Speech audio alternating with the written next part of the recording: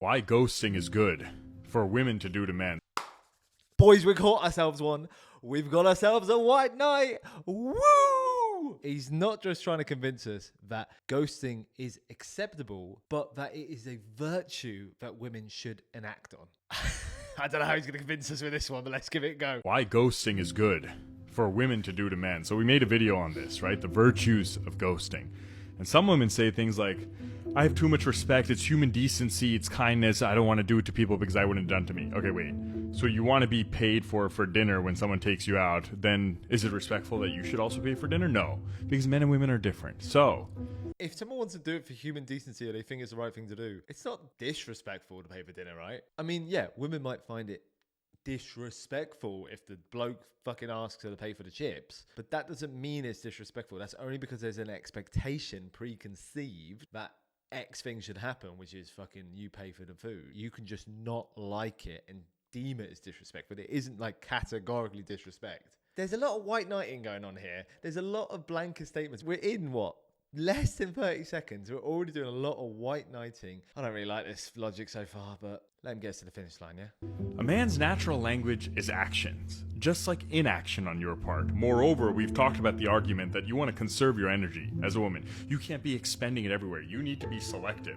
Use the Pareto rule, 80-20. Right, even on dating apps, you should only be responding to 20% on average of the conversations. 80% of the men shouldn't even be able to get in. Okay, let's pour in this a little bit between us. Going to its most logical conclusion, he's saying ghosting isn't just acceptable, but it's a virtue that saves and protects energy. Okay, what else protects energy?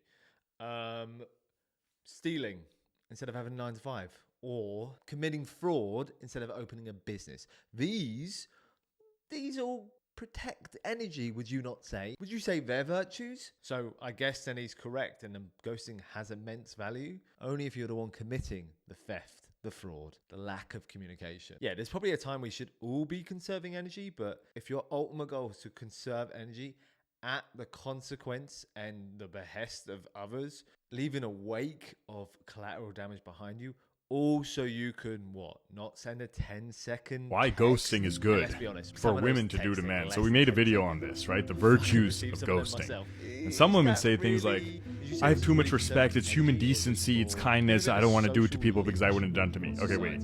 So you want to be paid for dinner when someone takes you out, then right, the more you engage with them, the more you drain energy, then they say something that pisses you off, then you have to absorb that you feel crap or you have less energy to get to the right man. Just like inaction on Men can't handle words like women can. Argument. Negative words are going to hurt everyone. Negative actions will hurt everyone. But the relative difference is higher. That if you say negative words to a man, 80-20, he starts pushing back. Even on dating apps, crappy anyway. You should only be responding to 20%. And then you say, "Oh, I have trauma in my life." Well, you don't have to create this version. Be able to get in. Right? The more you engage with them, the more you drain energy. Then they say something that pisses you off. Then you have to absorb that. You feel crap, or you have less energy to get to the right man.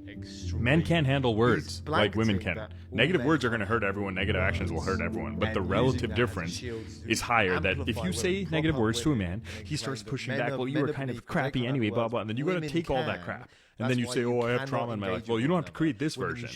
Ghosting, imagine you had so many suitors pursuing you. You naturally would not be able to respond to everyone. So just see it as that. The ones who want to respond, if anything, maybe they like the attention a little bit. But it's not about kindness, not about decency. You got to conserve your energy. Man's natural language is actions. He'll understand inaction, and then he can act to impress you. It's his job to pursue you. If he didn't stimulate you, deuces. It's fucking words, right? He's claiming himself that women then take that on as trauma. That's literally meaning you can't fucking deal with words. That's a contradiction. So you just have hurt people hurt people. Everyone can't take on words now. Oh my God. You see what I'm saying? White knight. Oh, it's so grim. He's just literally saying one action for one sex is bad and therefore we need to not engage. But the same action for another sex is good. Or not good, but that you are not bad for it and you are a victim of this experience. Oh, and let's just be rational. I would agree with what you're saying, actually. I think most men are probably more creatures of action. I think it's a little bit more innate. Am I going to prove it? No, just accept it for now. If you are claiming that men are more creatures of action, what do you think is going to work more of the time? Have an action you want, which is, I don't want to buy you fucking chips. I don't want to see you again, right? What do you think is more likely? Okay, because these creatures of action, if you give them an action I'm not interested, do you think they're more likely to leave you alone or less likely to leave you alone? I've got no fucking figures on this, but I'm pretty sure they're more fucking likely to leave you alone. Simply for the fact that most people who go dating are actually interested in meeting someone else who wants to love them back as much as they want to give love to someone else, right? So I think most people are rational enough to go, you're not interested in me, so I don't want to keep pursuing you and just end down this fucking spiral. And let's go further. What about this 1% of people? They're going to just pound your phone with messages, whether you actually tell them, I'm not interested, or you ghost them. So ghosting isn't actually an action of protecting yourself. Ghosting isn't going to protect you from that 1%. Well, I'm sure this is who he's referring to. All it's going to do is confuse the 99% of normal guys out there and leave the wake of collateral damage we just spoke about in the dating pool. To go further, another one of his points is, again, it's a contradiction to say men do not understand words. Words are an action, right?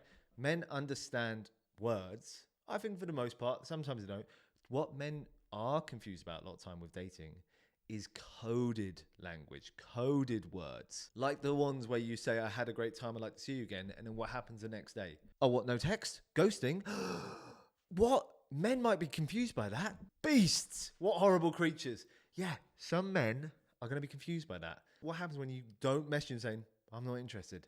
You leave a space for them to take action into and potentially give you unwanted attention that you didn't intend to happen. I'm sure our white knight knows better. Imagine you had so many suitors pursuing you. You naturally would not be able to respond to everyone. So just see it as that. The ones who want to respond, if anything, maybe they like the attention a little bit.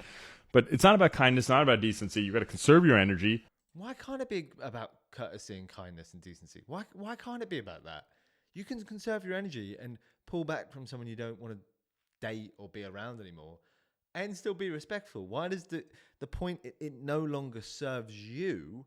Oh, this person is going to fulfill the goal I have, which my goal here is to date. Doesn't serve me anymore. Therefore, pull up the drawbridge, glitches. You're out.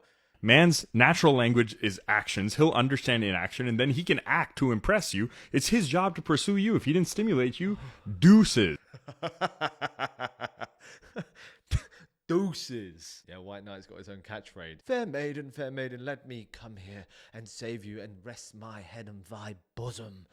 Deuces. It's honestly, it's like people don't understand the mistakes they make themselves. He just made the same exact point I made, but made it a thing that's positive, that don't text them. And by doing so, they'll see your inaction as opportunity for action. Although you've ghosted them because you're not interested. And therefore, they'll step up and try and impress you. In this scenario, you don't want him. You don't want him. You want to ghost them and get him rid of your life. So why are you then advising to not ghost in the hopes that they suddenly pull a fucking diamond ring from their fucking arsehole and suddenly go, here you go, I'm impressing you. All right, but let's be fair to his perspective. I think he's making a grave error with this line of logic. I do think he is tapping into something which is a real fear a lot of women have. And a lot of women justifiably have fear about giving their energy or letting someone in because of what repercussions this may have. And it, to me, feels like he's weaponizing those fears to give advice which only actually engineers that exact fear that a lot of women have. Obviously, as I've kind of already said, shielding yourself through a kind of vacuum of nothingness doesn't actually protect you from the unwanted interactions that you may receive. It likely is going to just amplify them because there is confusion, because a lot of people are confused or lost and they want to fill that void. It feels like it's giving the feeling of empowerment, but really, it just feels like it's conflict avoidance. It's pretty easy to laugh here at Sir Cuck, the White Knight. But this sort of advice that Sir White Knight, the Cuck, likes giving makes you feel good. It makes you feel protected. But actually, when you start to prioritize temporary comfort over clarity, when you start seeing and treating people like they're disposable,